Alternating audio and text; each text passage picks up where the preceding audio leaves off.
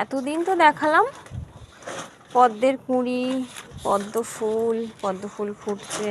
এই যে লেবু গাছের ফাঁক দিয়ে আরও একটা পদ্মের কুঁড়ি বেরোচ্ছে, একটু সরিয়ে দিই।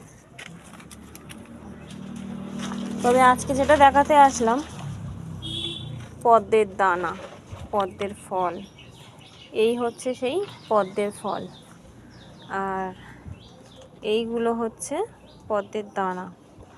এইগুলো থেকে নতুন গাছ বানানো যায়। এই ফলটা যেমন একটু বড় হয়েছে, তবে এই যে দানাগুলো আছে এগুলো নষ্ট হয়ে গেছে, আর এই দানাটা হচ্ছে সব থেকে ভালো আছে।